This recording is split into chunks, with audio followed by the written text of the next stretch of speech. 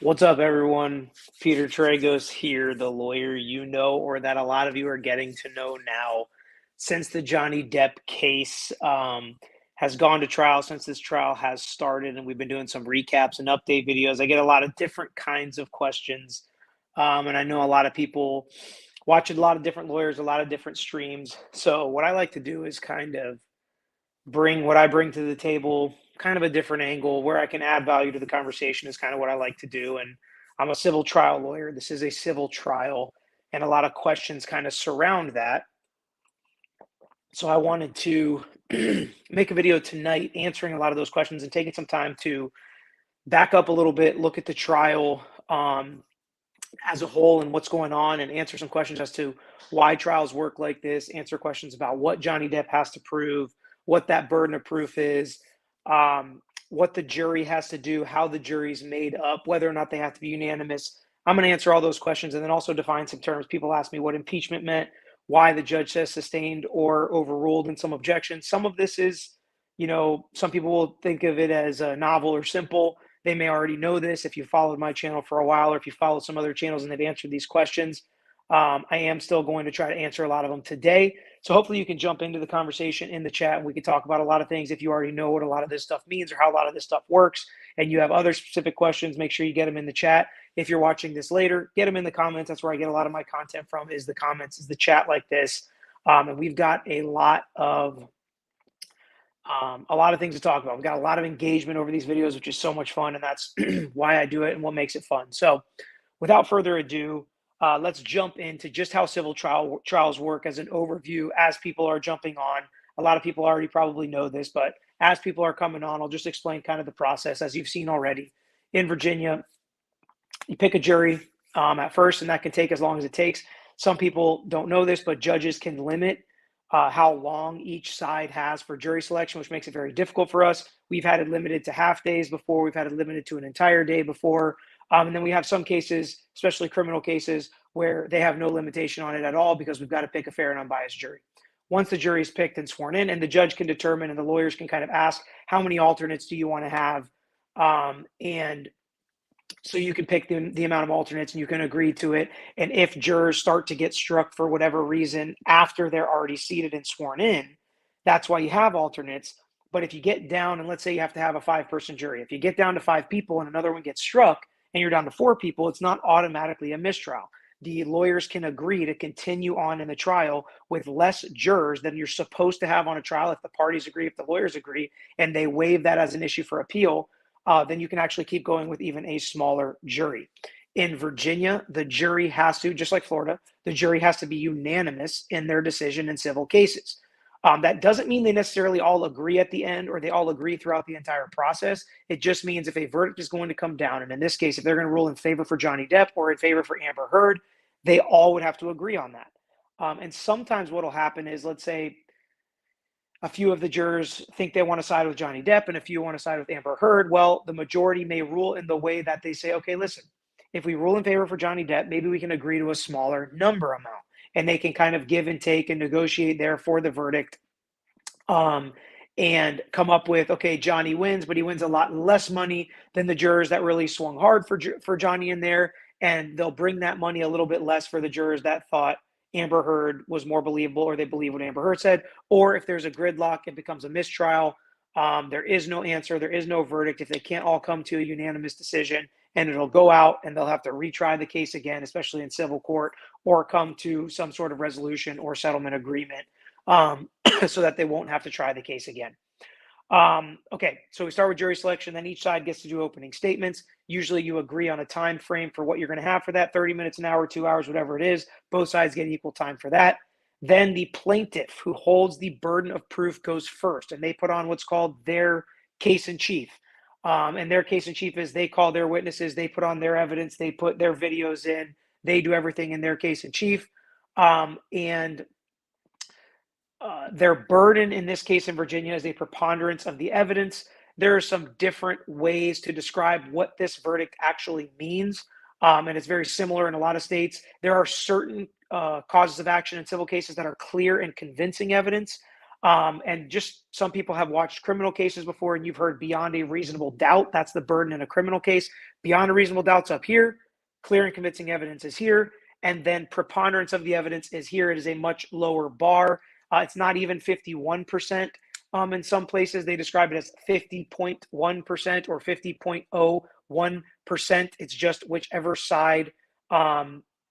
side's evidence is more persuasive. So that's kind of how you determine it. And again, it's not the highest bar in our civil or criminal justice system. So when we talk about burdens of proof, it is not the highest one, but that's what he has. That's what Johnny Depp has in this case. And actually, Amber Heard kind of has it too, because she's got that counterclaim. And when you have a claim and a counterclaim, the claim is based on what most things go off of.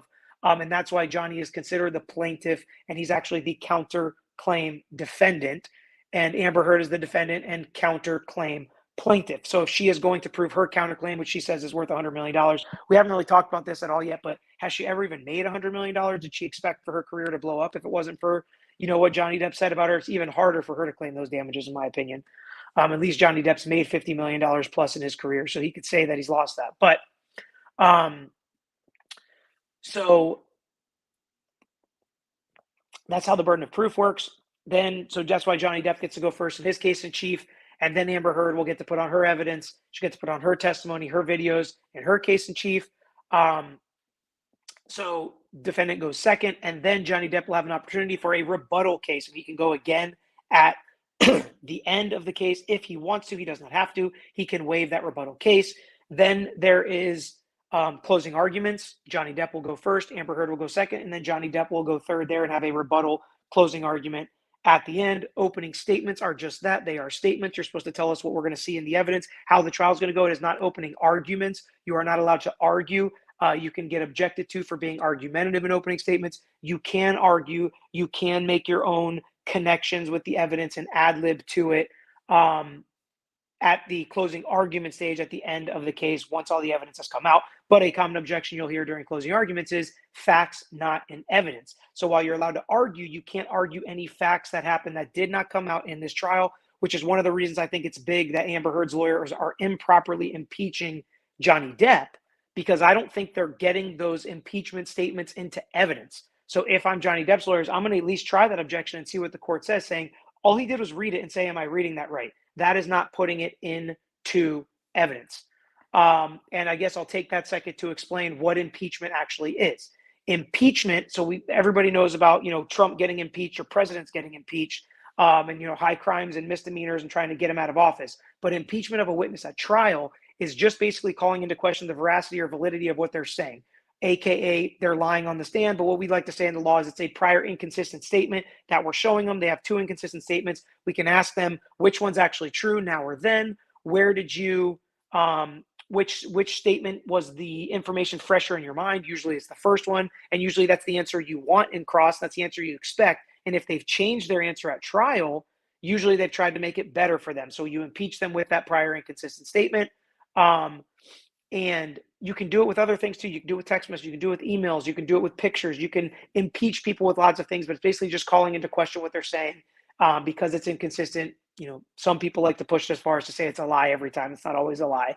And as you can see in this case, where I explained in detail in the last video that it's improper to impeach somebody when it's not the same exact question with a different answer. It's not an I do not recall. It's not a maybe. It's not I'm not sure. It's not a I don't understand your question. That's not a proper spot for impeachment. Okay, let's talk for a second about the rules of evidence. So in order for evidence to come in, it's got to be relevant, it's got to be reliable, it's got to be admissible, and it's got to be more probative than prejudicial. You're going to hear a lot of objections throughout the case, but just off the jump, you can't bring in evidence that's not relevant, which is why in a lot of cases, you don't get into all of the text messages, emails, name calling, prior relationships, friendships, like you are in this case. And even the drug and alcohol abuse is not really relevant to, and it's got to be relevant and material to the cause of action, which is defamation, which centers around lying. It centers around malice. It centers around damages. It doesn't necessarily center around drug or alcohol use or abuse. But the reason they're allowed to get into that is when you bring certain things at issue, which I talked about before, how my clients in personal injury cases bring their medical history at issue. or into being material in a case. Johnny Depp and Amber Heard have both done things and filed things in this case, including their claims and counterclaims that bring their truthfulness or their veracity at issue and their character. So a lot of that is coming in to show whether or not they're telling the truth and what their character is like because of the nature of this case. It's very unusual for this type of character assassination to happen in a court of law. Let's talk about some of the objections that you're hearing. Hearsay. A lot of people have broken down hearsay. We have an entire semester on it in law school. Basically, it's very complicated to go through what hearsay actually is and the exceptions.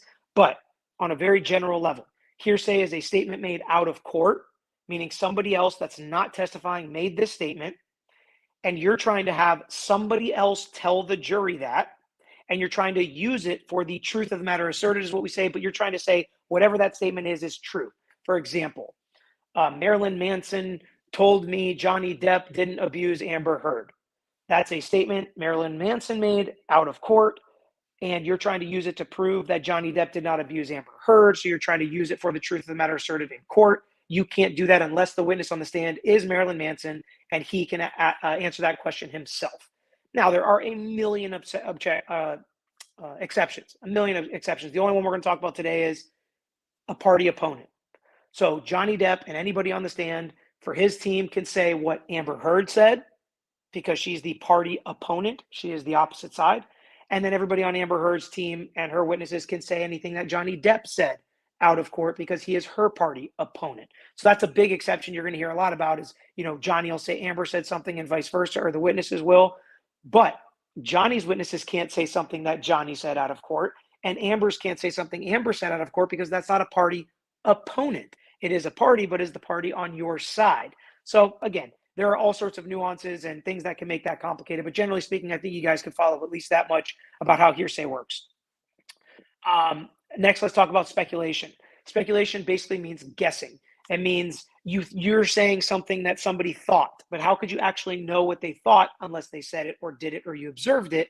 Then you could say what somebody was doing. What were they doing here? And you could say, well, they were running across the street. But what you can't say is they were very afraid of what was happening upstairs. So they were running across the street because they wanted to go to the police station and they wanted to call this person, because you don't really know what's going through their mind. You don't know what their next steps were going to be again unless they told you. So you can't speculate. You can't guess. You can't take things farther than what you actually know. Another one that's happened a lot that I've gotten question on is lack of foundation. What does that mean to have foundation before you can answer a question? Either they know or they don't know. Well, lack of foundation means that this witness might not know, or the way that they know this information is inadmissible. So in order to get past that, you have to lay the foundation as a lawyer as to how this witness knows that information. A good example for this in this case was Johnny Depp's sister, when talking about the second hotel room that she would sometimes get for Johnny Depp. They objected to lack of foundation.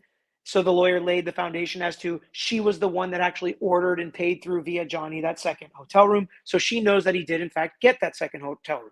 But when the objection for lack of foundation came up as to if he ever used that hotel room, that was sustained, and she was not able to answer that because she never saw him or experienced him using that second hotel room. And although Johnny may have told her he used that second hotel room, that foundation is based on inadmissible hearsay because she is on Johnny's side. He is not a party opponent, so she can't say Johnny told me he did. Now, they were able to get that information out when Johnny took the stand, and he said, I used that other bedroom because I retreated to that other bedroom. And so they were able to get it because he had the foundation for it. They laid that foundation to say you'd go on trips, you'd get the second hotel room, and you'd actually use it. Therefore, he can lay the foundation because he was actually there. He actually experienced it. So a lot of times they have to lay the foundation as to how this witness would know this answer. And it's really important because sometimes you can keep witnesses from answering certain questions because they do not have the foundation except that somebody else told them. And that is basically like making a hearsay objection. And we'll take a second there to talk about the difference between sustained and overruled. When you hear an objection, the judge will either sustain the objection or overrule the objection. If they sustain the objection, it means the witness cannot answer that question. If they overrule the objection, it means the witness can answer the question. However, just because a question or an answer is sustained doesn't mean you can't try to ask the question another way as a lawyer, which again is a big thing about being a trial lawyer, adapting, changing the questions. You're seeing the trial lawyers do that over and over again here, trying to find different ways to get the answers and information out that they want to. Another thing you may hear is if an objection is sustained, they can ask the judge to strike an answer. It comes to mind when I think of Johnny's security guy who kept trying to slip in answers he knew were inadmissible, continuing answer questions even over an objection, and sometimes they ask to strike his answer. And actually, I believe Rottenborn has asked to strike some of Johnny's answers as well. And what that means is that answer is not in evidence. The jury should wipe it from its mind. Now, we always say you can't unring that bell. The jury did hear that information, but you will not hear them build on it later. You will not hear the lawyers talk about it in closing.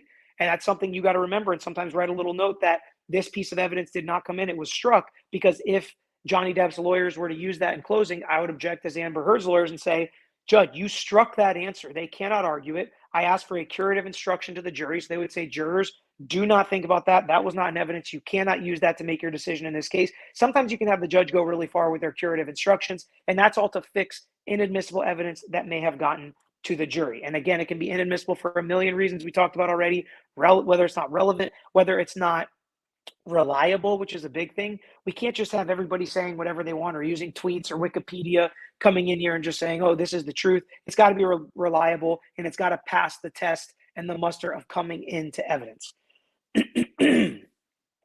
Okay. So why does some evidence come in and not others when it seems like, the text messages are coming in from one side and not the other? The discovery process is the fact-finding process before we get to trial. And through that, there are a lot of discovery disputes that we have hearings about, and the judge will make calls as to whether this is coming in or that's coming in, or whether or not you can get these documents or you can get these photos. And throughout that process, we flush out what's coming in, what's not. And whatever gets through that entire process and is put on the exhibit list is something that may come out at trial. Just because something's on an exhibit list, just because somebody's on a witness list, does not mean they are going to testify, does not mean they are going to be used at trial. It just means they may be used. And in this case, some of the people on the witness list are by video, some are in person, some are video or person. So a lot of times we just won't know what's going to happen until it happens at trial. This is just like any of this could come in, and we're going to pick the pieces we want to use. Sometimes it's strategic. Sometimes you really just don't know what's going to come out, and some of them may be rebuttal witnesses. So that's generally how the trial kind of goes beginning to end. I'm sure you're going to have more questions than that. I already see some super chats coming in I'm going to get to. But that's just kind of how the trial goes beginning to end in this case, and why there are issues. And then also, I know I've already talked about this, but let me just talk about sequestration for a second. If the jury is sequestered, they're basically locked in hotel rooms, shielded from society. It's not the same thing when the rule is invoked for witnesses. Witnesses are just told to stay away from everything. They still live their normal life. But Deuters, one of Johnny's witnesses, saw some clips online. Therefore, she was struck as a witness and had to be kicked off the stand. But the juror being sequestered is a totally different thing. They technically are sequestered from the outside world. They're supposed to not look at all this stuff, but they're not sequestered from the trial because they're watching all the witnesses, listening to all the testimony throughout the trial. And I see people saying so much information. I know it's a lot. You can always go back and watch it later. And usually I watch things on 2x speed. I know a lot of people say I speak really quickly, especially in these videos. You can go watch it on half speed later. But get your questions in if you have them now. Beverly coming in strong again. Peter, what was Amber Heard's team done to put forth evidence that Heard has been the victim of DV? All I've seen is Johnny being hit. For the record, I'm not for either party. I'm just not seeing anything supporting violence against Amber. So Beverly, I think you're kind of in the same spot as I am. I didn't really come in for either side. I'm trying to look at it as objectively as possible. And if I'm looking at this case as a trial lawyer and where I'm trying to get my punches in, Amber, that was a bad pun, I guess, in a case that's dealing with so much domestic abuse. But I think they're getting it in by saying he's a drunk, he's an alcoholic, he blacks out, he does not remember what happens. He is very angry. He slams cabinets. He cuts himself. He, writes nasty things about her on the wall. He text messages nasty things about her to his friends. He says he's going to slap her around to his friends. That's, I think, what they've gotten out so far. But let's remember, right now is Johnny Depp's opportunity to provide evidence. It is Johnny Depp's case in chief. So we've got to keep our eyes and ears open for when Amber Heard and her team have their opportunity to put forth evidence, because that's when they better put forth some evidence that she has been physically abused and emotionally abused and is a victim of domestic violence at the hands of Johnny Depp. So that's going to be really important in her case in chief. All right, Beverly again. By all accounts, Amber Heard's lawyers are using doctored images. So by all accounts, I think is strong. A box with Johnny's initials, which may have stored illegal substances, doesn't make Johnny Depp a wife beater. I bet Bucks Amber bounces. Example, my baby has COVID before appearing on the stand. Oh, wow. Okay, so you think she's going to come up with some reason. I don't know if that's possible, because in a civil case, you can really work the schedule and you can move things around, especially a case like this with all these video depositions, that if something's unless they save her till the very last day and she tries to do it the very last day, I think the court would be more, would rather delay the trial than have to do it all over again and waste everybody's time and money. Or there are certain rules that if a witness is unavailable, you can use their deposition. I'm sure Johnny Depp's team would not want to do that in this case. They want to get her on the stand in person and ask her these questions. But I'll get to the first part of your question now. So first off, the box with the initials that Johnny may have had illegal substances in, I agree. I mean, it's a fact. It's an evidence. Johnny Depp struggles with drugs and alcohol. He has addiction problems, illegal substances. Absolutely. He provides illegal substances to other people. He parties a lot. That's come into evidence. He has said nasty things about her. He has, had some outbursts. None against her physically, but that's all out there, and that's all something that, Johnny Depp's team is going to have to deal with. But does it prove he's a wife beater? No, I don't. I don't think that. But I think they're trying to play on the jurors that maybe they have an abusive alcoholic or drug addict in their family. That's all I can really think of. All right, next. By all accounts, they're using doctored images. I don't feel like I've seen or heard enough at all. All I did was hear in opening statements them say that they're going to show that they're doctored.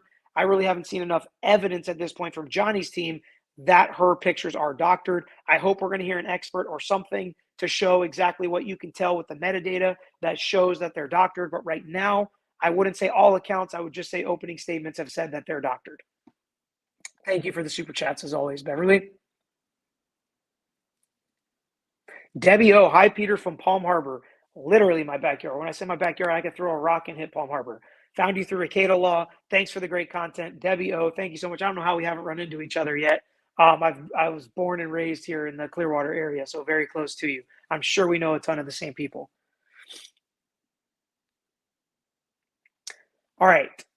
Faith in the unseen.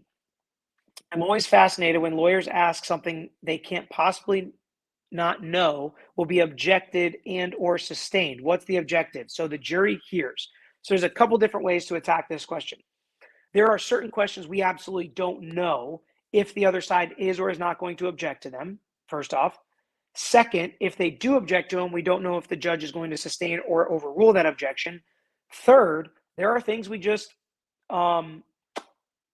think that are going to slide by. And I'll just say it this way. So sometimes we'll ask leading questions on direct if we're laying foundation, especially with an expert. You went to this school, you got your doctorate from here. Those are technically leading questions, but we're trying to speed it along instead of asking open-ended questions. Technically objectionable, but we still ask them that way. They still get answered that way. A lot of times if we're trying to move it along, as Mr. Rottenborn says, he's not trying to waste anybody's time. We can ask questions that way, even though they're objectionable. Number two, hearsay. Something that is hearsay, we may disagree as to whether or not an exception applies. So a lot of times we may ask questions like that and we'll argue whether or not an exception applies. And then most of the objections, I would say, we're asking questions we think are absolutely admissible. The other side doesn't, and the judge has to make a call. Lastly, sometimes the witness will give an answer that we didn't think they were going to give the answer, like this person told me. We thought they were just going to answer the question, but the answer brings the objection, not the question. So sometimes we don't know that it's going to get objection because the witness answers it differently than we expected them to answer when we gave that question.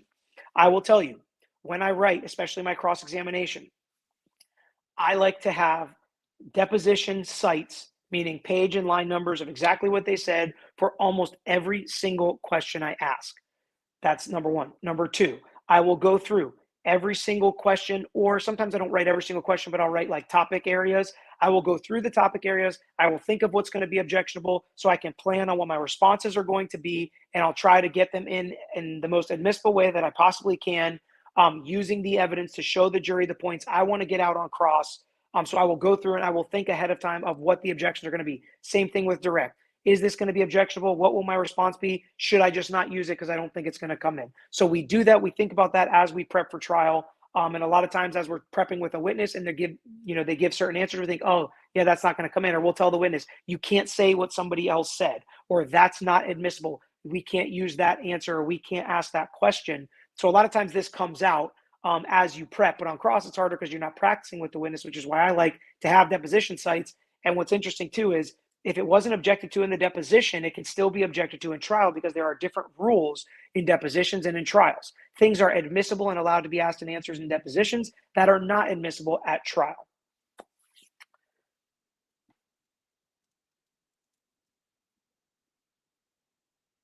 All right, let's see what else we got here. Any chance Manson could be subpoenaed to testify? Not unless he was already on the witness list. If he was already on the witness list, then yes, he could testify. You can't add a witness later unless it's a rebuttal for impeachment that you didn't know about before trial. Peter, why aren't Depp's attorneys arguing against Herb's lawyer bringing up the UK trial? Shouldn't they simply be asking the judge to instruct the jury to refer to previous testimony as opposed to a case that's already been litigated? Absolutely. This is a point I made on another video. That's what I would do. But again, that's strategy. There's nothing wrong or unethical about referencing the UK trial because it is a prior sworn statement. I would have just asked the judge, in order to not bring any prejudice into the case of that UK trial, to just say prior sworn testimony. It's literally happened in cases I've tried where we've had a hung jury or a mistrial the first time and we've tried it the second time. And we tell them not to refer to the first trial, but just a previous sworn statement. Everybody agrees to it, especially with the parties, and it's easy and we can move forward. But I think Amber Heard's lawyers are being more strategic in how they're using it right now than Johnny Depp's lawyers are by not having him just call it previous sworn statement. Kat already seems to be out of the bag with that as well. Deborah Breeden, watching the entire world believe lies is demoralizing. Noticing the friendliness of people shrinking daily. Terror, frustration, bewilderment, and despair. Okay, I mean, I guess that applies to this case because both sides say the other side is lying.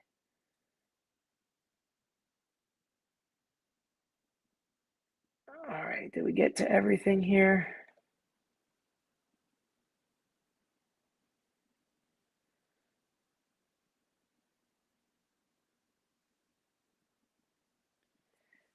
Shelly Carlins, can you give an example of what arguing during closing and opening statements sounds and looks like? Just curious how it would be phrased. Great question, and I actually almost did this, and I do this a lot of times in videos just to show kind of what the difference is, right? So what is the evidence going to show? The evidence is going to show in this case that Johnny Depp was actually the victim of Amber Heard's abuse. The evidence is going to show that he did not abuse Amber Heard, okay? That's what the evidence is going to show. That's how you can say it in opening statements.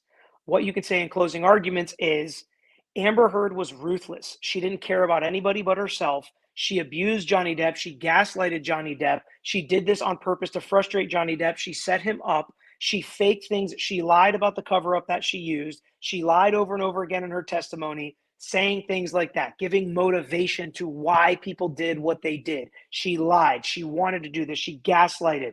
Again, I'm not saying that's the side that I'm on. I'm just giving examples of opening statements and closings. So to flip it the other way, Amber Heard's lawyers can say, Johnny Depp's going to get on the stand and you're going to see that he abused alcohol, he abused drugs, and he has these angry outbursts. He called her horrible names to his friends. That's what the evidence is going to show. That's opening statement.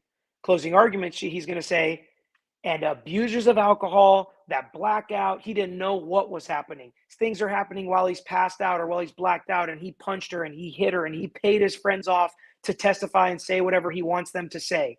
Those are arguments that you're making, connecting the dots of the evidence. Again, so you're saying, Isaac, that guy will say anything to help Johnny Depp because he's Johnny Depp's friend and Johnny Depp has paid him lots of money. Those are arguments you can make in closing, but not necessarily in opening. So hopefully you understand some of the differences of what you can do in opening versus closing. And in this case, it's kind of gray. In most cases, it's a little more obvious, like you can say what the evidence is going to show, as opposed, and especially in criminal cases where you don't know if your party, client, defendant is going to testify, you can't necessarily use his words in your opening and closing. So it's got to be what the other evidence is going to show. But in cases like this where your client's going to take the stand, usually you have a little more leeway because you know what your client's going to say, and you could say Amber's a horrible person because you know Johnny Depp's going to say Amber's a horrible person, or Amber Heard could say Johnny Depp's an abuser. You could say that because Johnny Depp or Amber Heard's going to take the stand and say that Johnny Depp is an abuser.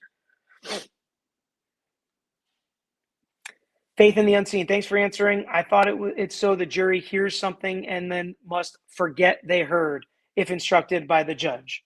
I can't remember what your other question was that this is referencing. Let me see if I can. I'm not sure what this is referencing, but yeah, if they strike it, then they're supposed to just clear it from their mind and it's not part of the evidence.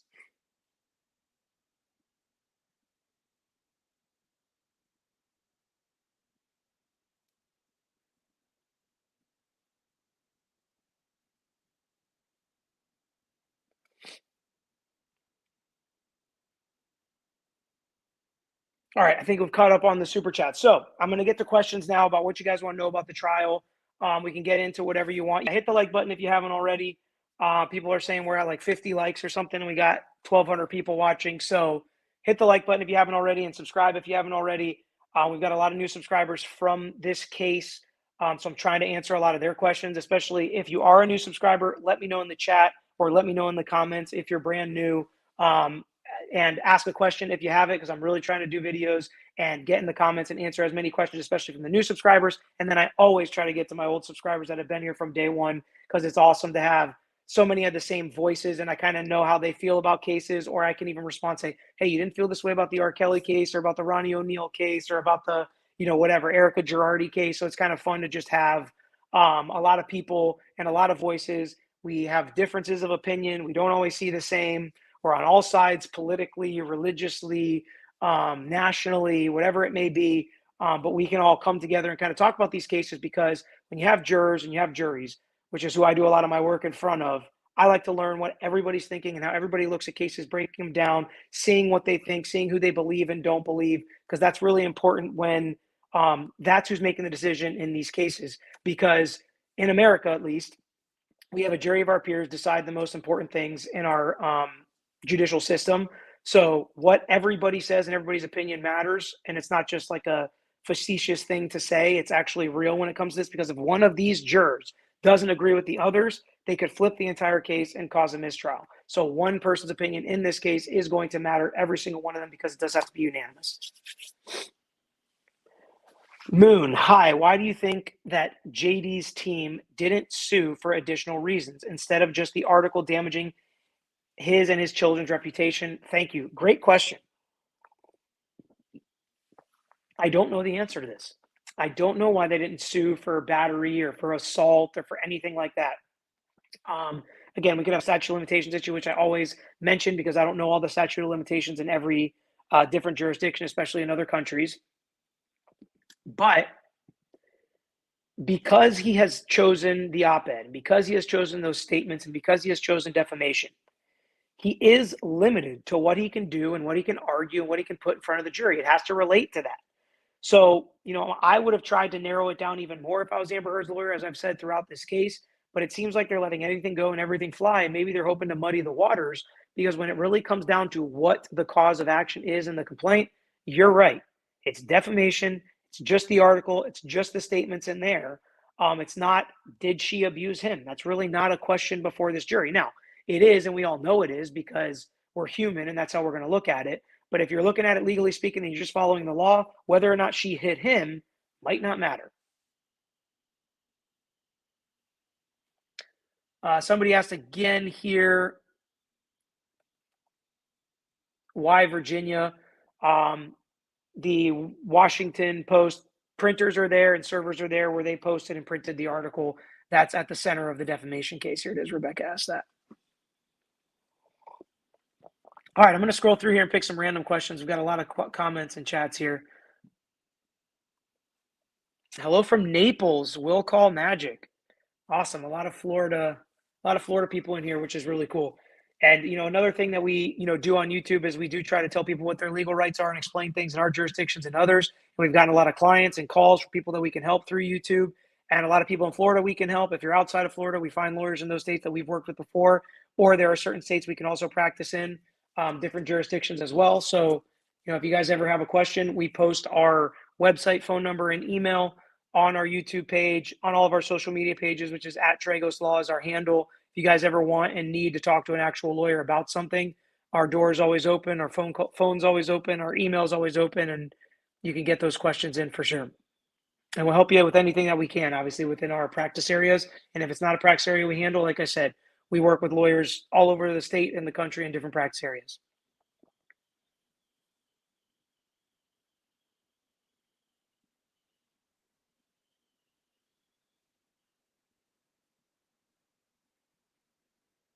So ALF 92, I've heard a lot of people talk about this. Why are the flyers allowed to be put in the cars in the parking lot?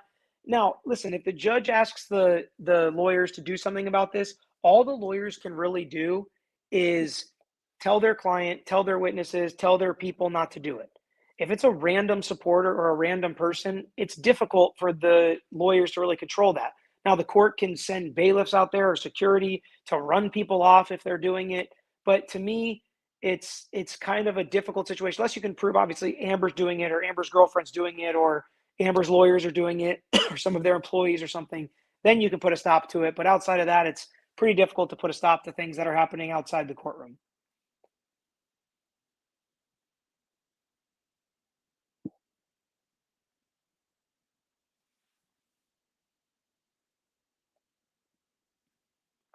People are saying something about jury tampering. I think it may have to do with those flyers. Again, absolutely, if it's somebody on Amber's team directly, then that's going to be majorly problematic.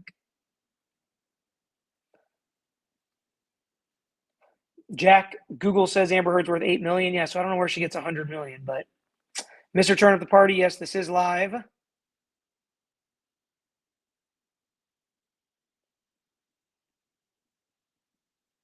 Here we go. Quartz and coal, hearsay and compound question. So we tackled hearsay. Compound question is pretty obvious. It's when you ask two questions in one, and the reason for it is we don't want to confuse the jury or trick the witness by asking two questions. And if they say yes, we don't know which part of the question they're answering. So, for example, did you smoke weed and do cocaine with Marilyn Manson? If he says yes, we're going to assume it's yes to both, but it may not be yes to both. So you have to break that down. Did you smoke weed with Marilyn Manson? Yes or no. Did you smoke cocaine with Marilyn Manson? Yes or no. So you can't ask two questions in one, because if the witness only gives one answer, they could be confused, or the jury could hear it as yes to both things or no to both things, which might not be true. And again, that would not be proper foundation then for an impeachment on one of the two things. You would have to break up those questions. Good question, Quartz and Cole.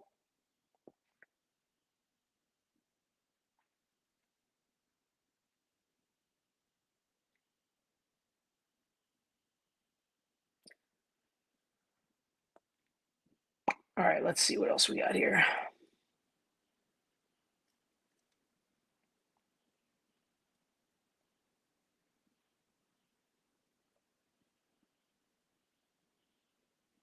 Yes, Trina Clark, hit the like, share, and subscribe.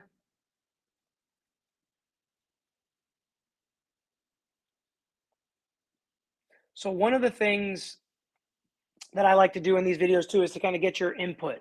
So as we've gone throughout the trial, what part of it has been confusing to you, if anything? If nothing's been confusing, you can write nothing. But if any part of it's been confusing to you, whether it's objections, whether it's the evidence, whether it's the videos, whether it's the UK trial, whether it's what the judge is doing, whether it's where the lawyers are standing, whatever it may be, is anything confused at all while you watch this trial and you just can't figure out why things are happening the way that they're happening? So put that in the comments. Whatever it is, nothing is going to be dumb. There's no stupid answers for this. Just because I'm interested in what you all know, what you don't know about how a trial works in America, in the civil justice system at least. So make sure you put that in the comments, and I'll try to get to some of those. Brittany B says she's a 2x person too. So yeah, make sure you guys get that in the comments, because that's really what I'm interested in. I want to clear up as much of it as I can on tonight's live, because most of the other lives that I'm going to do during the week, I am going to do some nightly lives like I did last week, breaking down what happened that day, so we don't have as much time to talk about what may be confusing you or why things are happening in this case. So that's why I wanted to talk about it in tonight's live.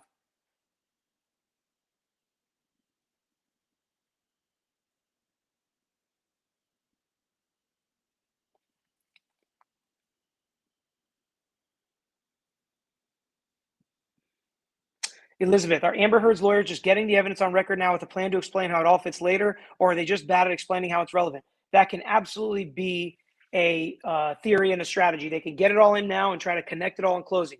That's risky because studies show jurors sometimes make up their minds before closing. So that's one reason it's risky. Number two, they may just think, I don't want to I'm not saying they're thinking this about Amber's lawyers, but I've thought about this myself. I don't want the jury to think I'm stupid or don't know what I'm doing. I've got to have a coherent plan.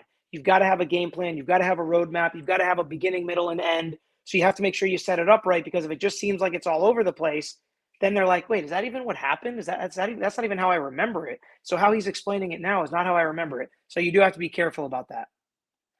Jack is correct. Amber Heard parties too, absolutely, which is, I think, one of the risks of making such a big deal about the drugs and alcohol, since we know she does too. What's up, Betty Blue? CC, the trial is a ton of fun. Hey, all aboard Clearwater, Florida. My condolences. I love Clearwater. I left and came back. It's the only place I ever want to live.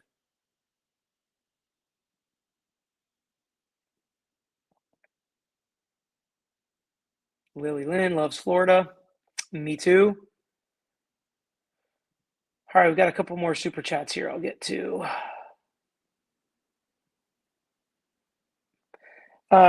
Adrian, PT Express, what's up, man? How many more witnesses do you think JD's team will bring? I think the whole world is waiting to hear what Amber Heard has to say. I think they still have a few more witnesses. I really do. I hope they do, because I want them to bring out more evidence if they're going to prove this case. I don't think we're going to see Amber until her case in chief, but it would be kind of a bold move for Johnny Depp's lawyers to call her during their case, which they can. Jen Selfridge, new subscriber question. Why didn't they sue because of the People magazine article where he was named versus the op-ed? So I don't know. I've tried to not read a lot of the ancillary evidence in this case so I wouldn't cloud my mind and I could try to think like a juror is thinking in this case. But my question would be, in the People magazine, was it her words? Did she write it, or did somebody write it about her? Because that was one of the things with the op-ed, is it was actually her words. She was writing it, and that's how you get defamation. So 1776 mission, Depp didn't choose Virginia. It's because of repost. He had multiple jurisdictions he could have filed it in. So in that sense, he did choose Virginia. Kimberly Payetta, new subscriber. How does the non-disparagement agreement play here? Which non-disparagement agreement? Again, if it hasn't come out in trial, I probably do not know. I probably do not know about it.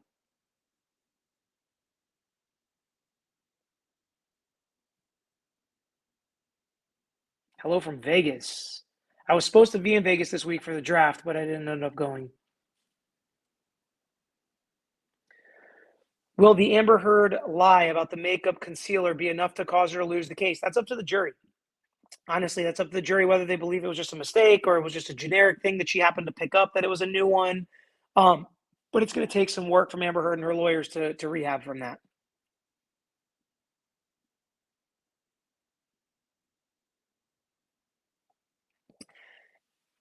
Iziba Music.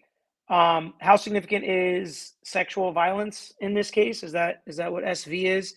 The op-ed title. So one of the interesting things about it is the op-ed title was not picked and written by Amber. So that could be one issue that they're talking about, is it wasn't exactly her words. Secondly, we've talked about different ways to talk about sexual violence. She could double down, triple down, saying it was sexual violence. I know there was something about he abused her with a bottle. I don't know if that was part of the sexual violence. But there's also been, like I said, on Rekida's channel, an Aziz Ansari situation where they say, I didn't object to it at the time, but later I felt like I was sexually abused. And if she could say something like that because of the emotional abuse or other physical abuse that he did to her, it ran into an unwanted sexual encounter, even if she didn't object to it at the time. I don't know. I'm just saying it may come into play here. team said hearsay when Johnny Depp explained the doctor told him his wound was a velocity wound or an impact wound is what I remember, but it could have been velocity. The judge accepted the objection. Was it hearsay? Yes, it was hearsay. Now, there are certain exceptions to the objection of hearsay if it's for medical diagnosis, meaning you have a herniated disc in your neck and it's from the car accident, whatever, something like that. You can get into that because that's part of the diagnosis. They're diagnosing you and they're treating you. I think that potentially could have come up here because if he was going to treat this pinky differently because it was an impact injury, then that wouldn't have been hearsay. But he is saying, or the judge, the objection was that the doctor was just saying that for the truth of the matter asserted, and it was an out-of-court statement, therefore it was hearsay.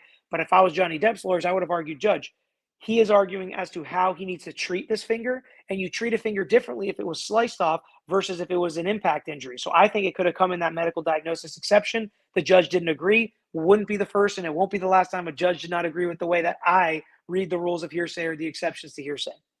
But that's how you got to kind of attack everything, and you got to be ready for everything. If you're a lawyer, you know that's going to come up, or you think it might come up in this case, you got to be ready for it.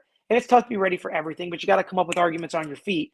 And Rekieta said that he thinks that Johnny Depp's lawyers are doing much better at sidebar because maybe they're not as quick on their feet to answer those objections when they're just happening open in court.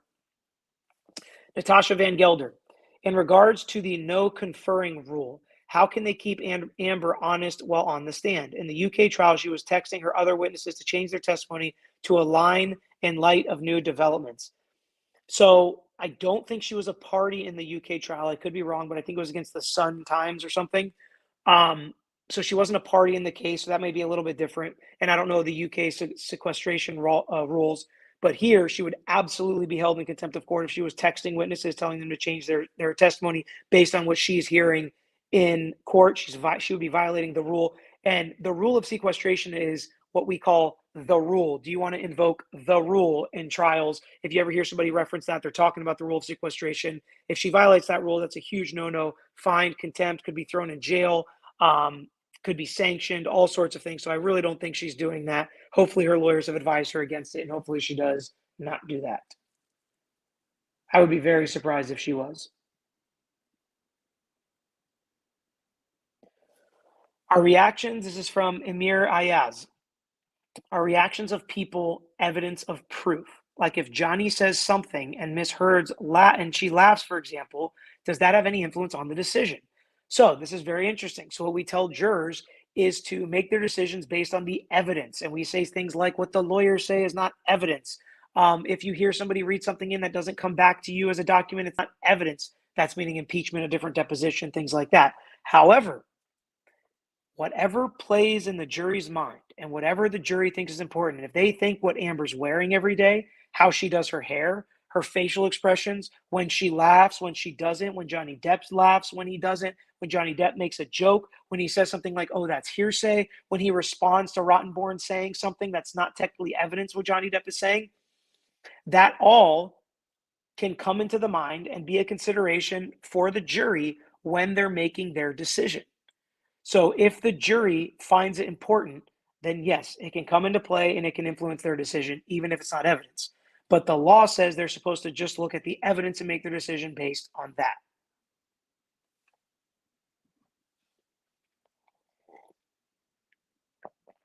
Musty Reviews. Hi, I've just joined. Do you think Depp has a slim chance of winning? And is there another week of cross-examination? I have no idea how long the cross-examination is going to go. I do think Depp has a chance to win. And kind of my analysis from the jump was, legally speaking, I think the law is in favor of Amber Heard. I think defamation is very difficult to prove for a lot of reasons, because there is so much protected speech in our country, which is how it should be and how I want it, that the First Amendment protects our opinions. It protects the truth. It protects our ability to say things. It just does not protect lies that you know are lies that you do to hurt people that cause them damages, which is what defamation is. But so I think the law is on her side. But I do think a lot of times, and a lot of the research that we've had and shown in our cases, the clients that are very likable usually have a better chance of winning and they get bigger numbers. So if the jury really likes Johnny Depp and doesn't like Amber Heard, I think that's his best chance of winning. And so far, I think he's done well on the stand during direct and during the first day and 15 minutes of cross. So I think he does have a chance to win if the jury really likes him. And I think Amber Heard's lawyers have kind of fell into a mudslinging fest where it's just like both of these people are bad. Who do you like better? And if that's the case, I think Johnny Depp has a good chance to win. But if Amber Heard's lawyers tighten it up and get it focused on, is this defamation? Did he prove defamation? I think that's her best chance to win.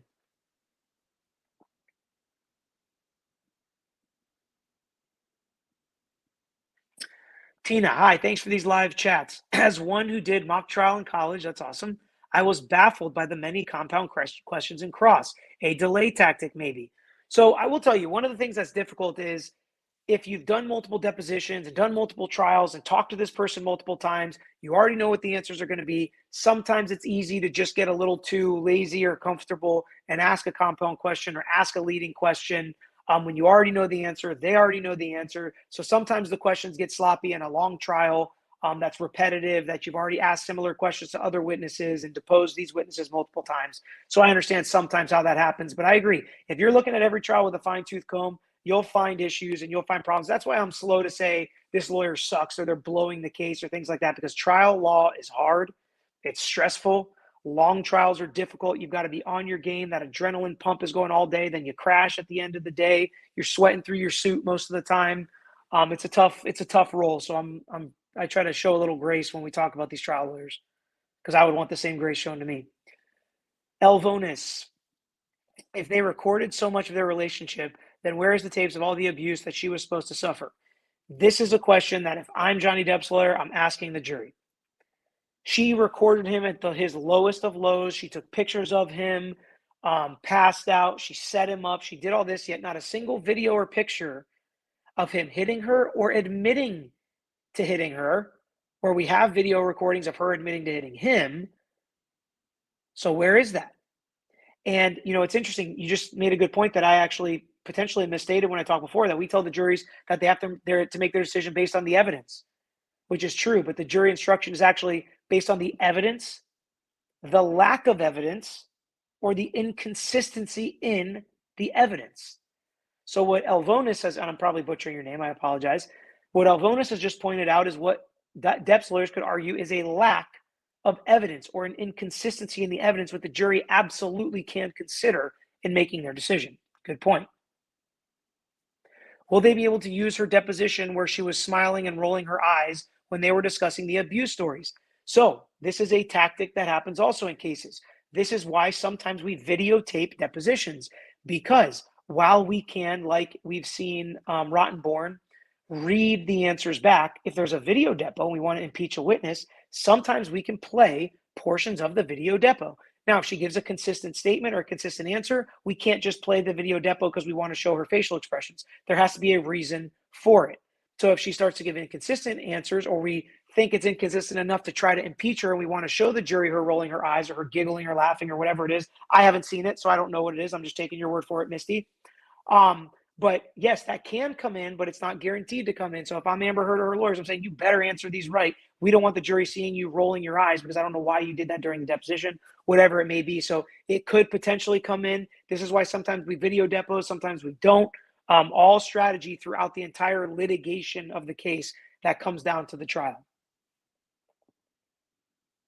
This confuses me. Why are there multiple attorneys questioning witnesses? Also, do you think Depp is doing well giving testimony? Musty reviews. Yes, I think Depp is doing well giving testimony so far in this case. I've done, multiple hours of videos kind of breaking it down and talking about it, so I don't want to bore anybody in here, going through a specific recap of everything Johnny Depp has said, but I'll say I think he's giving a lot of detail, which usually shows truth, and it's not being picked apart too much. I think the impeachment's been very weak and even improper in a lot of situations. Why are there multiple attorneys questioning witnesses? Some judges will not allow this. Most of the judges I practice in front of say one attorney asks the witness questions, deals with objections, answers objections, does the cross, does the redirect, whatever it may be, one lawyer from each side, that's it. You can't have multiple lawyers arguing objections. You can't have multiple lawyers asking questions. Sometimes they don't allow multiple lawyers during openings or closings, but in this case, they are allowing multiple lawyers to do multiple things. I think it's kind of weird. I think it hurts the flow of things personally. It also, I don't know why I would want to prep for additional witnesses. I like to control and prep the stuff I'm going to do and then rely on my trial partner to do the stuff they're going to do. Where will AH's countersuit against Johnny Depp be heard? Will all this have to be repeated in Amber Heard suits? This is interesting, Lynn. It's a good point. And the answer is the trial for Amber Heard's counterclaim is happening right now. It's happening at the same time. So obviously they didn't do a very good job in opening, letting you know that she also has a claim. Maybe they're not doing a good enough job in cross-examination showing she has a claim. But I assume when it's their case in chief, they'll be putting on some evidence of her claim as well. But they all happen at once, which is why it's a counterclaim. It all gets grouped together. It's not a separate trial. Good question, though. If Depp loses, will he have to pay $100 million? Can he really afford that? Or even $50 million? And if Amber loses, how can she possibly afford that? So I don't know how much money each of them have, but you can make people's lives miserable with verdicts and judgments. But if Depp loses, he can lose his defamation case, and still Amber could lose her defamation case, and he wouldn't owe anybody anything. Neither of them would owe anybody anything. Now, side note, I've explained what a proposal for settlement is. You can file a written proposal making an offer, and if you beat it by 25%, so if Amber offered $1 and then goes and wins and gets $0, she could go after him for attorney's fees and costs. That's kind of a separate question to what you're asking. So they could lose and still not owe each other money. One of them could lose and owe the other person a lot of money, or one of them could lose and owe the other person $1, depending on what the jury says. There's no, just because you ask for a number doesn't mean that's what you're going to get. And a lot of celebrities these days, or a lot of people that know their complaints are going to make it into the public, will pick a huge number for the headlines. Most of our complaints just say the jurisdictional amount. So if it's $10,000, if it's $30,000, if it's $15,000, we just say it's a case of controversy in excess of this jurisdictional amount. Cheryl, is this the type of case, do all jurors have to agree? Yes, they have to be unanimous. They all have to agree on who wins the case, and they all have to agree on the amount given in the verdict. Shane Lee, how is it okay that she has not turned in all the documents she was told to? They are using Johnny's text, but she has yet to turn over hers over as requested. Just because we request documents doesn't mean they have to give them over. Maybe there was a reason that those documents were not admissible. And if the judge, I can guarantee you this, if the judge compelled her and had a court order saying you have to give this document, then she would have given it. The judge can't compel her to give something she doesn't have. So if she doesn't have copies of it anymore or things like that, then she's not going to give them over. So I've seen a lot of questions like this saying, you know, she was told to give this over and she didn't, and yet Johnny gave over all of his stuff. It's not usually how it works. Usually if the judge forces you to give something over, you do give it over and you're not able to just hold it. And if that was a big problem, this case would still be getting continued and wouldn't be here at trial. If Johnny Depp's lawyers thought they were entitled to more documents than they got, they probably wouldn't be at trial. Now, if it's a discovery issue that they tried, they can either do an interlocutory appeal, meaning stop the case and appeal it up to the higher court, or they can go throughout the case, go to trial, and afterwards they can appeal it, and maybe that discovery issue will be one of their reasons for appeal. I don't know how the jurisdiction in Virginia works with that, if they feel like they're entitled to documents that they don't have. One more question from Moon. Will you please explain what a leading question is? Before this, I had a vague idea. Rittenborn seems to ask a lot of them without objections. Very curious. So Rittenborn will ask a lot of them during Johnny Depp's case in chief because he's cross-examining the witness, and you're allowed to ask leading questions when you cross-examine the witness. You're not allowed to ask leading questions when it's your own witness that you're directing. So during Amber Heard's case in chief, Rottenborn will not ask a lot of leading questions. What may be confusing to you and a lot of people out there is the video depots. Sometimes video depots are done during discovery, and the other counsel, meaning Rottenborn, will be taking the deposition of Johnny Depp's witness. So he'll actually go first. Johnny Depp's lawyers will go second, and Rottenborn will go again at the end, which is exactly flipped because a discovery depot is done different than trial, and I get why that's confusing sometimes. A leading question has the answer in the question, and the person can only answer yes or no. That is the important part to a leading question. Starting a question with did does not mean it's a leading question. A lot of judges will sustain objections. A lot of lawyers will object to it, but it does not guarantee it's a leading question. Did you go to the mall is not a leading question. You went to the mall, correct, is a leading question, okay? And there's some nuance there, and there's a lot of case law there, and I know not all lawyers even agree with that, but generally speaking, in our jurisdiction, there's tons of case law, and it's actually even in the federal courts, that is not a leading question. You got to have a good judge to understand that, and we have bench briefs sometimes that will give judges with the research explaining why that's not a leading question to hurry the pace of the trial along. But generally speaking, a leading question has the answer in the question, does not leave any room for another answer or explanation of the answer. Now, of course, you can explain, yes, I went to the mall, but it was actually the movie theater I was going to, whatever, that's an explanation, but you have the answer in the question. That's what makes it a leading question. You are leading them down a path exactly how you want them to answer. So you were married to Amber Heard, correct? You didn't have a prenup, correct? You didn't want a prenup, correct? You didn't have a postnup, correct? You didn't have her in your will, correct? All those answers are in the questions, and I just want them to say yes or no, yes or no, yes or no, yes or no. Did you guys have a prenup? Did you have a postnup? Did you put Amber Heard in your will? Not leading questions. People can disagree, but I'm very confident in that answer. If Johnny, on the very slight chance that he wins, Will this be considered a landmark case in regards to libel defamation? I don't think so, because I think it is so unique. I do see some other defamation cases coming from celebrities. It's happened in the past as well. I just think it's so unique because of the character assassination that's being allowed on both sides. You don't see a lot of that in trials, and frankly, you shouldn't. So I really think that it's not going to be a landmark case, personally.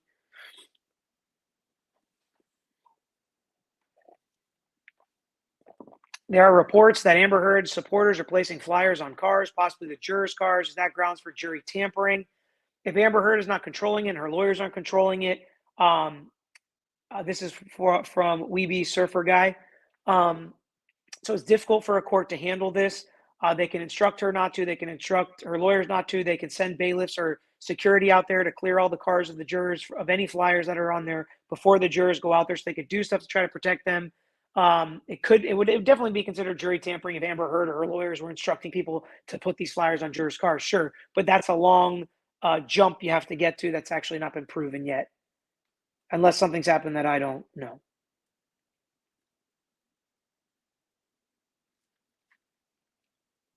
How do they choose which lawyers ask questions? Katie asked. The lawyers choose among themselves. So the firm will say, okay, you're taking these witnesses, you're doing opening, I'm doing closing, you're doing jury selection, whatever it may be. Brittany B, as a lawyer, do you think the judge is leaning one way or the other? Just curious. I really don't. I don't think she's leaning one way or the other.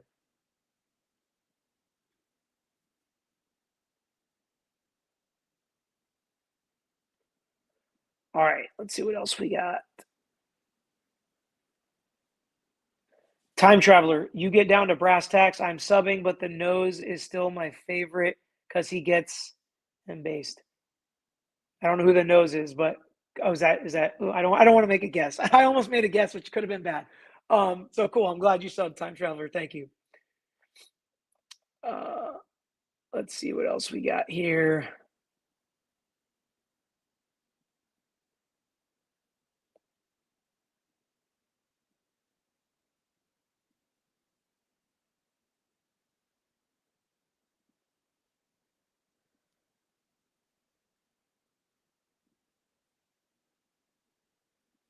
Does the judge have any say at the end? AM. So in this case, no. The judge. Well, I mean, what have any say at the end? The judge does not make the decision. The jury makes the decision. The judge can, if the jury gives $1 billion, they can, in most jurisdictions, cut that number down to a more reasonable number if they feel like the jury was just kind of a runaway jury.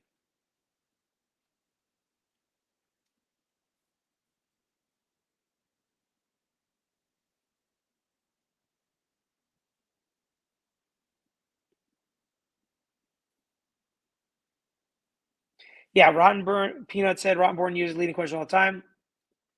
Well, that is what you're supposed to do on cross, so that makes sense.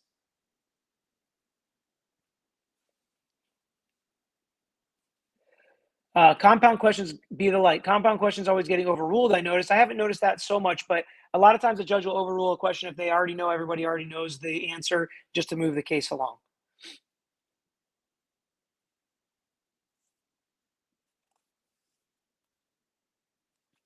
Tiger Lookbook. What defines badgering a witness? Is this an actual objection, complaint, or is it just being argumentative? Usually it's being argumentative. Potentially, I think we heard it when Rottenborn said maybe you were passed out when this happened to Johnny Depp. That could be considered badgering a witness. It's argumentative. It's disrespectful. It's when you start kind of yelling at a witness. If anybody has seen A Few Good Men, when Tom Cruise finally gets the "Did you order the code red?" There could have been an objection there of badgering the witness, as he just kept going hard after him, and Jack Nicklaus just kept coming back hard at him.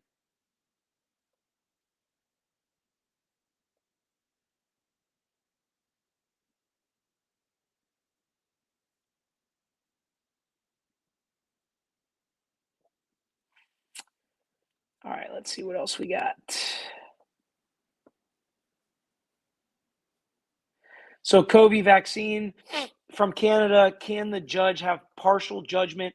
So the judge could have already ruled in summary judgment. I'm sure a summary judgment motion has been filed, and that basically says, based on all this evidence that we have, judge, make the decision, throw this case out if you're Amber Heard, or tell me I win if you're Johnny Depp. The judge did not make that decision. So they've kind of bypassed their chance to already make the final decision in this case. Now it's up to the jury. Jody Lynn, if you have a team of 6 lawyers behind you, you have to pay them all individually. It depends on what kind of an agreement you have. Sometimes you just bill the most expensive lawyer of the group. Sometimes you do bill multiple lawyers. Sometimes you have an agreement for a flat fee. If it's a contingency fee case, you don't bill for all the lawyers. You just get whatever percentage you get that you agree to, but it's whatever you agree to the lawyers. Diana saying it's Nick. I'm not going to guess. I'll let you guys tell me who it was. Blah, blah saying, Bloody blah saying it's Nick. Rakita is the nose. LOL, Rakita. Okay. All right. You guys say it, not me.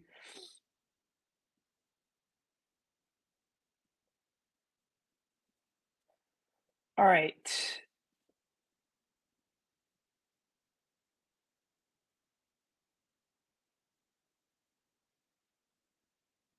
So, Rocky Quinn, some jurors have been dismissed. One had a hernia, for instance. What happened to the jury vote? That's why you have alternates. So the alternate will take the place of an actual juror that gets booted off. And again, until they go down to the jurisdictional amount. And if you get even lower than that, you can have the parties agree and still make the decision.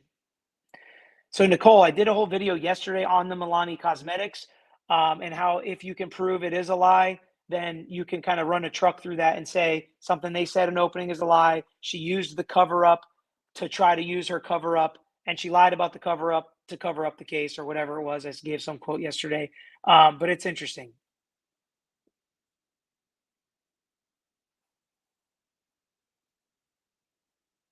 Princess Pickens, I like Amber's lawyer. He shows how he deflects and lies by using his own words against him.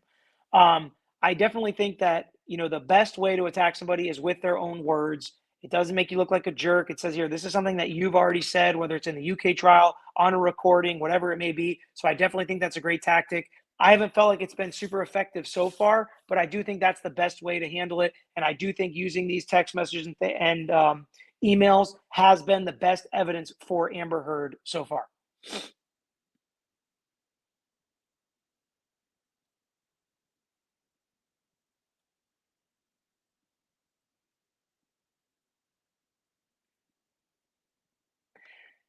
Roy, can Amber Heard decline to testify? No, you cannot decline to testify in a civil case, at least not in Florida. I guess I don't really know the answer in Virginia, but I don't think that is the case. I think she has to testify, especially because she brought a counterclaim. And if you bring a counterclaim and you put something at issue, then you have to take the stand. If the other side wants you to, you can say, I'm not going to take the stand and not call yourself. And if the other side doesn't call you, you don't end up taking the stand. But I think she's going to take the stand in this case.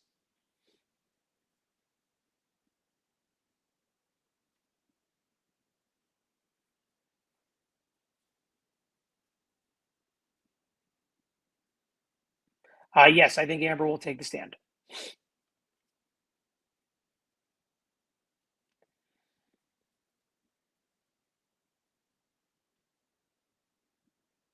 Uncivil Law, glad to catch you live. 1754 watching, crush it. Man, we got to get you back on one.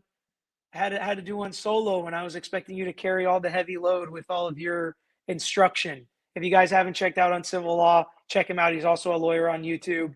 Does a lot of different stuff too, which is cool. So check him out if you guys haven't already. I was supposed to have him on live, I think this week or last week, talking about this very case. So hopefully we'll get him on here soon as well. He is also on, I think, some of the other streams that we talked about that are streaming the trial, Legal Bites and Ricada Law. You can check him out on there as well.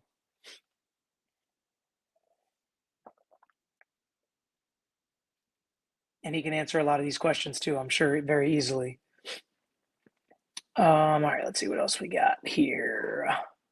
So her secretly recording him is illegal. Is it not? It seems to be illegal in California. It's a two-party state, two-party consent state like Florida. If both parties don't consent, which it seems like he obviously didn't consent, it would be illegal. But if it was illegal, it would not be able to be used in this trial. I haven't heard the pretrial motions or hearings on this, so I'm not sure how it would get in if it's illegal, so I would think it's not illegal. I also have been hearing that from Emily Baker and some other lawyers on Twitter that TMZ actually owns the video of Johnny slamming the kitchen cabinets and pouring the large pint of wine or whatever.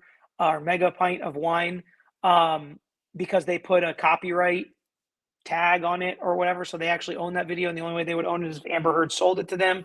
I don't know if we'll get more into that, but if Amber Heard takes the stand, that stuff is fair game. 1000%. That stuff is fair game. Did you sell this video to TMZ?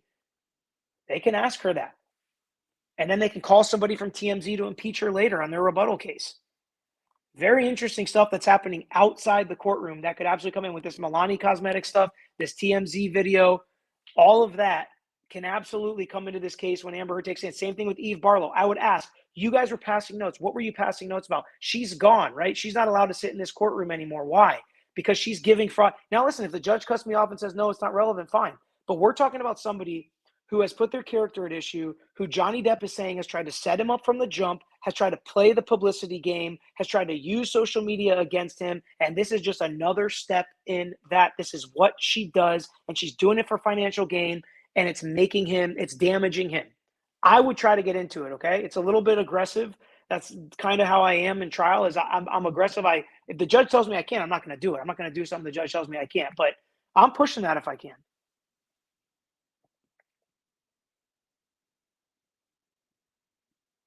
Thank you, Ralph. I just saw somebody say Letitia, I just subscribed. I follow Legal Bites and saw you on there. Love all the people she has on her show. You all give good sound advice on what's going on. Thank you. And again, Uncivil Law is on there as well. Let's see what else we got here.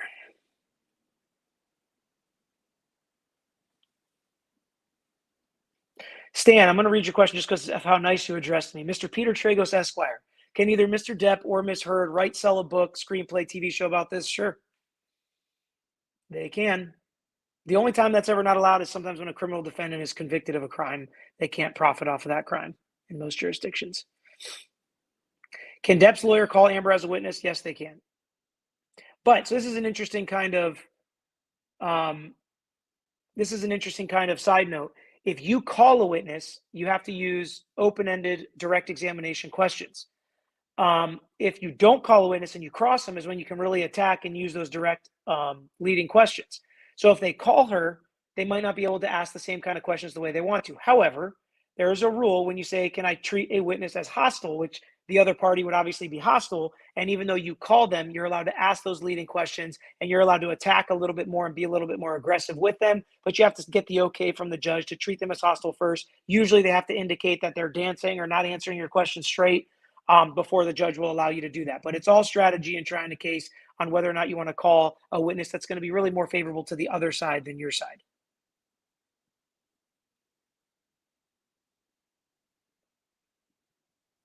Darcy, in opening statements, her lawyer said she would testify. That is correct. And also in opening statements, they talked a ton about things only Amber could testify to.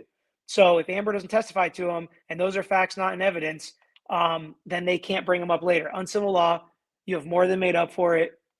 Stop. You're going overboard. No big deal at all. You will be back on, I hope, as long as you want to.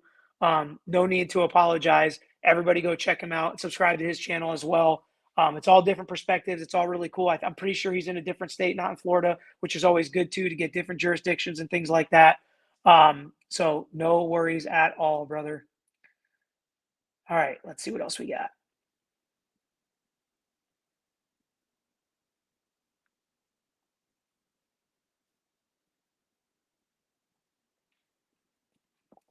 Got about 5 more minutes here. So if you have your question, get them in. Yes, I saw this new Chris. What's up, buddy? I haven't seen your name pop up in a little while. Charles Adelson got arrested. I did see it.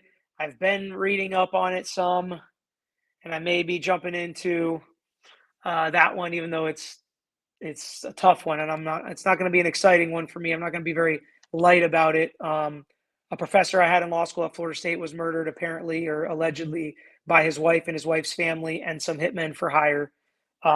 So we'll see. But yes, I did see that. Would you advise either to settle at this point? Depp has proven he didn't physically abuse her. She has proven she was driven mad by a drug abuser, quit, and go on with life at this point. Maybe. LS, good question. And I think, generally speaking, most people would say no. They wouldn't advise him to settle. However, because I think overwhelmingly the public thinks Johnny Depp came across really well on direct and cross.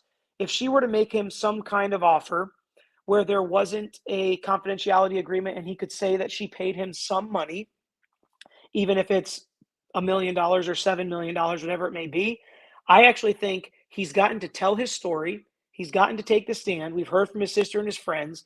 They all hear what happened. He could take the money as a win, and Johnny Depp could potentially move on. Because like a lot of people have stated, I don't know if she's ever going to be able to pay $50 million. However, I think it would be a potential win for him to settle at this point, as long as it didn't have to be confidential or no admission of wrongdoing, which is unlikely that she would give him that.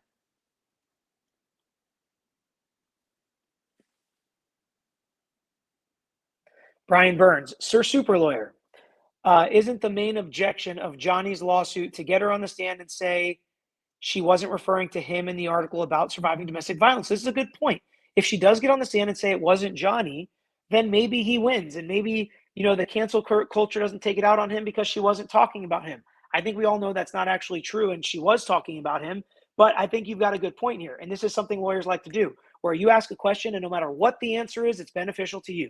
Were you talking about Johnny in the op-ed? If she says yes, then we could cross that, or we could check that box off and continue down defamation because we know she was talking about Johnny. If she says no, then we can check the box off of you shouldn't cancel Johnny. She wasn't even talking about him, A, but B, we can prove you're lying. 2 years ago, time frame shows it was Johnny. So good point, Brian Burns, about that. Brian Burns, also a Florida State legend, defensive end.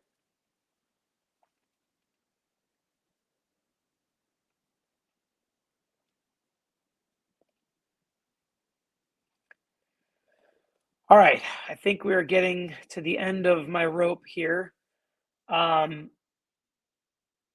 appreciate everyone that's come on. If you guys haven't already subscribed to our page, please take a second, head over there and subscribe and hit the notifications bell. I'm going to try to do a bunch of lives at night like I did last week, because a ton of good lawyers and good channels are streaming it the entire time. I'm going to try to pop on there during the day when I have time between appointments. And then I'll try to give my recap and dive in and talk about it from a trial lawyer's perspective at night throughout the week. We'll still be doing Balwani trial updates. Pete will do that. And some of the other cases we're covering, we'll still hit those. We love to get the content from people that are subscribed to our page, on the community page, and in the video. So if you have other cases you're interested in, put them in the comments so we can talk about them as well. I appreciate everybody jumping on. I've got one more super chat here to get to. Hit the like button on your way out if you haven't hit it already. We had almost 2,000 people in here, so hopefully we have 2,000 likes when I shut this thing down. Joanne, can Amber Heard's prior DV arrest be allowed in? Are prior convictions allowed at trial? Usually prior convictions are not allowed in unless they fall under an exception. If they think it's similar enough, see, that's the problem. This is not a domestic violence case, so a similar bad act in the past is not necessarily relevant to defamation. So I don't know if it's going to come in under that. If she lies about it and says she has no prior arrests, then they can bring it in as impeachment potentially. Arrests are not usually brought in. So you've asked it two different ways. Can her arrest be allowed in? Probably not an arrest. Convictions, if they're felony convictions, you can ask, have you been convicted of a felony? They have to say yes. If they answer it correctly, you can't always get into what the underlying felony actually was, meaning what the facts are in that felony. Just the jury can know you're a convicted felon, or a crime of moral turpitude, or a crime of dishonesty, meaning if the jury has reason not to believe what you say, you can get into things like that. In this case, who the heck knows what's going to happen? I would say in normal cases, they wouldn't be able to get into a prior conviction of domestic violence. And I would argue hardcore, if I am Amber Heard's lawyer, how is that relevant to a defamation case? But once again, a lot of this stuff doesn't seem relevant to a defamation case. So we'll see what happens. And I think it would be damning if it did come in, but good question. Thanks everybody for joining again. I'm out of here. Hit the like button on your way out.